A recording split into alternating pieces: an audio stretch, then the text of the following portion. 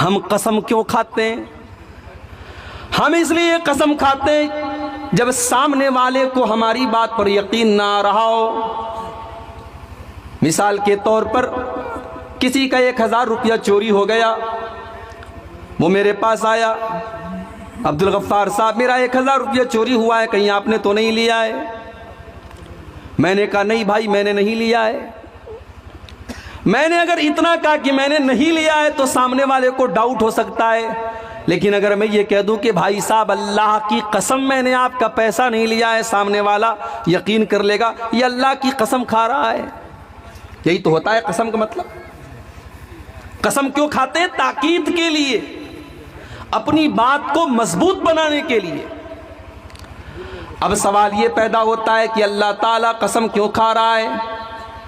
क्या नऊज़ुबिल्लाह अल्लाह ताला को ये डाउट है कि मेरे बंदे मेरी बात नहीं मानेंगे, मेरे बंदों को मेरी बात में शक होगा?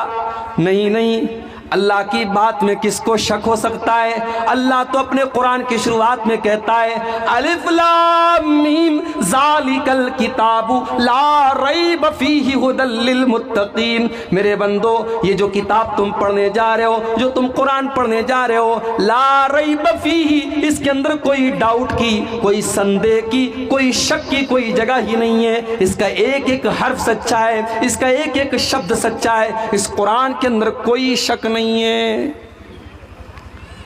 तब अल्लाह कसम क्यों खा रहा है? अल्लाह कसम खा रहा है ये बताने के लिए कि हम जो बात कहने जा रहे हैं वो बहुत इंपॉर्टेंट है, बहुत अहम है, बहुत महत्वपूर्ण है, उस पर तुम ध्यान दो, बहुत अहम बात बताने जा रहा हूं, इसलिए अल्लाह कसम खाता है। अब यहां एक बात और समझ लीजिए, अल्लाह ताला जिसकी चाहे कसम खा सकता है। उसने कुरान में इंजीर की भी कसम खाई है, अल्लाह ने कुरान में जैतून की कसम खाई, अल्लाह ने कुरान में तूरे सीना की कसम खाई, अल्लाह ने कुरान में मक्का शहर की कसम खाई, अल्लाह ने कुरान में अल्लाह के नबी की ज़िंदगी की कसम खाई, अल्लाह ने कुरान में सूरज की कसम खाई, ज़मीन की कसम खाई, आसमान की कसम खाई। अल्लाह जिसकी चाहे कसम खा सकता है, मगर हमें और आपको ये इजाज़त नहीं कि हम अल्लाह के अलावा किसी और की कसम खाएं। अगर हम अल्लाह के अलावा किसी और की कसम खाते हैं तो अल्लाह के नबी फरमाते हैं मन हलफ़ बिग़ैरिल्लाहि फ़क़द अशरक, जिसने अल्लाह के अलावा किसी और की कसम खाई तो उसने शिर्क किया। मियाँ बीवी में झगड़ा हो रहा है, बीवी कह रही है शौहर से अरे मैं झूठ नहीं बोल रही हूं, बच्चे की कसम, बच्चों की कसम लोग खा लेते हैं। शौहर बीवी के हाथ पर, सर पर हाथ रख करके कहता है मैं तेरी कसम खाता हूं। याद रखो मेरे प्यारे साथियों, न बीवी की कसम खाना जायज़ है, न बच्चों की कसम खाना जायज़ है, न माँ की कसम खाना जायज़ है, न महबूबा की कसम खाना जायज़ है। अल्लाह के अलावा किसी की कसम नहीं खा सकते। यहां तक के खाने काबा की कसम भी नहीं खानी चाहिए, इसलिए कि खाने काबा अल्लाह नहीं है, अल्लाह का घर है। हम खाने काबा की भी कसम नहीं खा सकते, क्योंकि सिर्फ और सिर्फ अल्लाह की कसम खाना है। खाने काबा तो अल्लाह का घर है, अल्लाह नहीं है। हमारे बहुत सारे गैर मुस्लिम भाई हैं, उनके दिमाग में ये बैठा हुआ है कि मुसलमान खाने काबा की पूजा करता है। उनको जाकर के सही बुखारी की वो हदीस पढ़ के सुना देनी चाहिए मेरे भाइयों कि हजरत उमर फारूक रजी अल्लाह ताला अन्हु खाने काबा का तवाफ कर रहे थे, और खाने काबा का तवाफ करते हुए जब हजर अस्वद के पास पहुंचे, हजर अस्वद वही पत्थर है, काला पत्थर कि तवाफ के दौरान जिसको चूमा जाता है, हजरत उमर फारूक रजी अल्लाह ताला ने उस पत्थर को चूमा और चूम करके क्या कहा, इन्नी आलमु अन्नका हजरुन मा तनफउ वला तजुर्रु, ऐ हजर अस्वद, मैं जानता हूं कि तू एक पत्थर है, तू नफा नुकसान का मालिक नहीं है, तू किसी को फायदा नहीं दे सकता, तू किसी का नुकसान नहीं कर सकता। अगर मेरे नबी ने तुझे न चूमा होता तो मैं तुझे न चूमता, क्योंकि तुझे चूमना मेरे नबी का तरीका है, मेरे नबी की सुन्नत है, इसलिए मैं तुझे चूम रहा हूं। हजरत उमर ने दुनिया वालों को संदेश दे दिया कि मुसलमान हजर अस्वद की पूजा नहीं करता है, और हजरत बिलाल ने खाने काबा की छत पे खड़े होकर की अजान दे करके ये साबित कर दिया कि मुसलमान खाने काबा की पूजा नहीं करता। मुसलमान अगर खाने काबा का तवाफ करता है, उसकी परिक्रमा करता है, तो इसलिए करता है क्योंकि अल्लाह का आदेश है, अल्लाह का हुक्म है, उसके रसूल का तरीका है। खाने काबा हमारे नजदीक मुकद्दस तो है, मगर हम खाने काबा की इबादत नहीं करते, इसीलिए खाने काबा की, आप खाने काबा की कसम नहीं खा सकते। अगर आपको कसम खाना है तो आप कहेंगे रब्बे काबा की कसम, आप काबा की कसम नहीं खा सकते। एक और मसला याद कर लो, कुरान की कसम खा सकते हैं कि नहीं? बोलो भाई, खा सकते हैं कि नहीं खा सकते? खाते तो हैं लोग, बल्कि खाने का कुरान की कसम को तो सबसे ज्यादा अहमियत दी जाती है। भाई भाई में झगड़ा हो जाता है, अगर कोई भाई कुरान उठा करके कोई कसम खा ले तो पूरा जमाना कहता है यार उसने कुरान उठा के कसम खाई है, उसकी बात गलत नहीं हो सकती। याद रखो मेरे भाई, कुरान की कसम खा सकते हैं क्योंकि कुरान अल्लाह का कलाम है। जैसे अल्लाह की कसम खाना जायज़ है, वैसे अल्लाह के कलाम की कसम खाना जायज़ है, मगर कुरान हाथ में लेकर के कसम खाना जायज़ नहीं है, क्योंकि जो कुरान जो हमारे सामने मौजूद है, ये कुरान तो कागज़ का है, इसके पेज तो कागज़ के हैं, ये कागज़ और ये इसके ऊपर जो कागज़ लगा हुआ है ये अल्लाह का कलाम नहीं है, बल्कि उसके अंदर जो बातें लिखी हैं वो अल्लाह का कलाम है। तो हम ज़ुबानी तौर पर कह सकते हैं कि कुरान की कसम, लेकिन कुरान हाथ में लेकर के अगर हम कहते हैं कि कुरान की कसम खाता हूं तो ये गलत है, और ये तरीका नबी से साबित नहीं, सहाबा से साबित नहीं। तो जो लोग अपने झगड़ों में कुरान उठा के कसम खाते हैं वो गलत करते हैं, इस हरकत से बाज आ जाए। वल अस्र, जमाने की कसम, अल्लाह जमाने की कसम खा रहा है।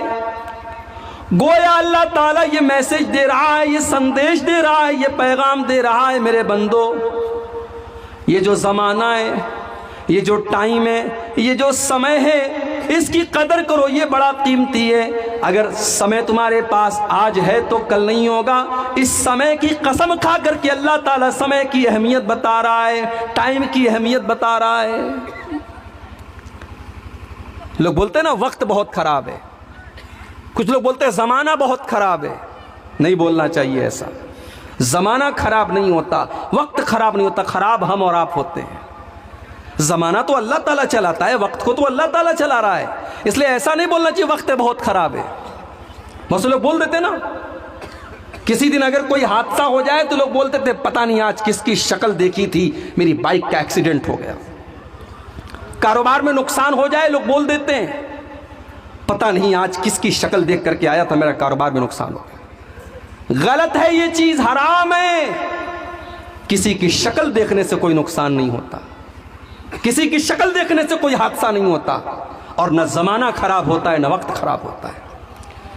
इसीलिए अल्लाह के नबी फरमाते हैं, बुखारी की रिवायत है, अल्लाह ताला फरमाता है यूज़ीनी इब्नु आदम, आदम का बेटा मुझे तकलीफ पहुंचाता है। यसुब्बुद्दहरा, और आदम का बेटा तो ज़माने को गाली देता है, ज़माने को बुरा भला कहता है। वह अनद्दारू, जबकि मैं खुद ज़माना हूँ। उक़ल्लिबुल लैल वन नहार, ज़माने को तो मैं चलाने वाला हूँ, रात और दिन को तो मैं चलाता हूँ। जो ज़माने को गाली देता है, जो ज़माने को बुरा भला कहता है, वो गोया कि अल्लाह ताला को बुरा भला कहता है। तो ज़माने को गाली मत दो, अल्लाह ने ज़माने की कसम खाई, और अल्लाह ने यह पैगाम दिया कि अपने टाइम की कद्र करो। मेरे नौजवान साथियों, आज सबसे ज़्यादा अगर कोई चीज़ बर्बाद की जा रही है तो टाइम बर्बाद किया जा रहा है। फेसबुक के ऊपर रात रात भर लगा रहने वाला मेरा नौजवान भाई, और दिन भर मोबाइल पर चैटिंग करने वाला मेरा नौजवान भाई, बड़े प्यार से, बड़े प्रेम से, बड़ी मोहब्बत से कहना चाहूँगा, ये जवानी फेसबुक पर चैटिंग करने के लिए तो नहीं मिली है, ये यूट्यूब के शॉर्ट्स देखने के लिए तो नहीं मिली है, ये फेसबुक के रील्स देखने के लिए तो नहीं मिली है। ये जवानी तो अल्लाह को राज़ी करने के लिए मिली है। इस जवानी में आप अल्लाह को राज़ी कर लेंगे, बुढ़ापे में नहीं कर पाएंगे। जो जवानी में आप काम कर लेंगे वो बुढ़ापे में नहीं कर पाएंगे। इसीलिए अल्लाह के प्यारे नबी फरमाते हैं, इग़तनिम खमसन क़ब्ल खमसिन, 5 चीज़ों की कदर करो, 5 चीज़ों की वैल्यू को समझो 5 चीज़ों के आने से पहले। शबाबक क़ब्ल हरमिक, अपनी जवानी की कदर करो इसके पहले कि बुढ़ापा आ जाए। वस्सिहतक क़ब्ल सक़मिक, अपनी तंदुरुस्ती की कदर करो इसके पहले कि तुम बीमार हो जाओ। पाकिस्तान का एक नौजवान, उसका फेसबुक के ऊपर फोटो भी आया था, बॉडी बिल्डर था, उसका खूबसूरत जिस्म देख करके कोई कह नहीं सकता था ये कभी बीमार पड़ेगा। शायद उसके जैसा बॉडी बिल्डर बहुत कम देखने को मिलता है। एक तरफ उसकी वो तस्वीर आई जिसमें उसके पूरे जिस्म की नुमाइश हो रही है, दूसरी तरफ उसको ब्लड कैंसर हो जाता है और वो सूख करके लकड़ी हो जाता है, उसकी शक्ल पहचान में नहीं आती और कुछ दिनों के बाद उसके इंतकाल की खबर भी फेसबुक के ऊपर आ जाती है। मेरे नौजवान साथियों, आज आपके पास सेहत है, तंदुरुस्ती है, आप मौज मस्ती कर रहे हैं, कोई शराब पी रहा है, कोई ज़िना कर रहा है, कोई गुटखा खा रहा है, कोई पान मसाला खा रहा है, कोई नाच गाने में व्यस्त है। मेरे प्यारे साथी, किस बात की क्या गारंटी है कि तंदुरुस्ती हमेशा आपके पास रहेगी? अगर आज अल्लाह ने तंदुरुस्ती दी है, इस तंदुरुस्ती की हालत में आप जितनी नमाज पढ़ सकते हैं, कल बीमारी की हालत में आप नहीं पढ़ पाएंगे।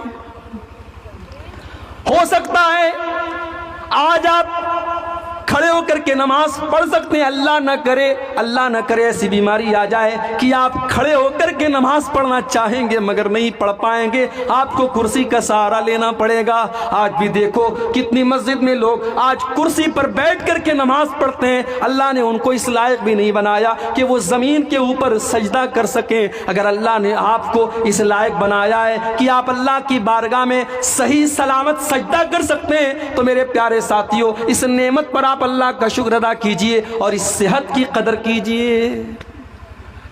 वस्सिहतक क़ब्ल सक़मिक, अपनी तंदुरुस्ती की कदर करो इसके पहले कि तुम बीमार हो जाओ। वग़िनाक क़ब्ल फ़क़रिक, और अपनी दौलत की कदर करो इसके पहले कि तुम फ़कीर हो जाओ।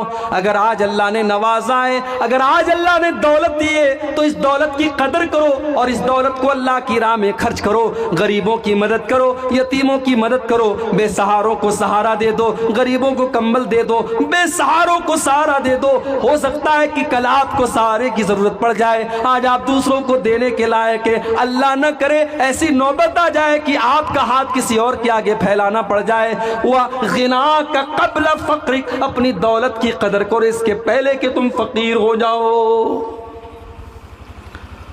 वफ़राग़क क़ब्ल शुग़लिक, और अपने टाइम की कदर करो, अपने समय की कदर करो इसके पहले कि तुम बिजी हो जाओ। कभी सोचो मेरे भाई, अपनी जिंदगी में फ्लैशबैक करके देखो, 5 साल पहले आपको जितनी फुर्सत थी आज आपको नहीं मिलती। जब तक शादी नहीं हुई थी बहुत सारे काम आदमी कर लेता है, शादी हो गई, बीवी आ गई, जिम्मेदारियां आ गई, बहुत सारे काम नहीं कर पाता है। फिर बच्चे पैदा हो गए और जिम्मेदारियां आ गई, बच्चे स्कूल जाने लगे, मदरसे जाने लगे और जिम्मेदारियां आ गई, बच्चे बड़े हो गए और जिम्मेदारियां आने लगी। जिंदगी जैसे जैसे आगे बढ़ती चली जाती है, इंसान की जिंदगी में जिम्मेदारियां आने लगती हैं, इंसान बिजी होता चला जाता है। अल्लाह के नबी फरमाते हैं, अगर आज 2 मिनट भी आप फ्री हैं, 2 मिनट की आपके पास फुर्सत है, तो इस फुर्सत की कद्र करो और इस फुर्सत को सही जगह इस्तेमाल करो। हम कहां इस्तेमाल कर रहे हैं? 3-3 घंटे बैठ करके फिल्में देख रहे हैं, फेसबुक के ऊपर बैठ करके वीडियोस देख रहे हैं। अरबी में कहावत है, अल वक्त कसैफ, वक्त जो होता है वो तलवार की तरह होता है। वक्त जो होता है तलवार की तरह होता है, अगर आपने वक्त को नहीं काटा तो वक्त आपको काट देगा। अपने समय का सही इस्तेमाल करो मेरे नौजवान साथियों। अल्लाह के प्यारे नबी फरमा रहे हैं वह फराग का कबल शुगलिक, अपने टाइम की कदर करो इसके पहले कि तुम बिजी हो जाओ। वह हयात का कबल मौतिक, और अपनी जिंदगी की कदर करो इसके पहले कि तुम्हें मौत आ जाए। मौत आएगी तो ये पूछ करके नहीं आएगी अब्दुल गफ्फार साहब आपकी बेटी का क्या हाल है, आपकी बीवी का क्या हाल है, आपका मकान बना के नहीं बना, आपको नौकरी मिली कि नहीं मिली, आपका सपना पूरा हुआ कि नहीं हुआ। मौत आएगी और आपके सारे सपनों को लेकर के चली जाएगी। मौत आपसे अपॉइंटमेंट लेकर के तो नहीं आएगी। मौत को तो कोई ना कोई बहाना चाहिए, कभी बीमारी के बहाने से आ जाएगी, कभी एक्सीडेंट के बहाने से आ जाएगी, कभी अचानक हार्ट अटैक आ जाएगा, कभी दिमाग पर फालिज का हमला हो जाएगा। मौत किसी भी बहाने से आ सकती है और मौत आते ही मेरे प्यारे साथियों जिंदगी की सारी चकाचौंध खत्म हो जाएगी।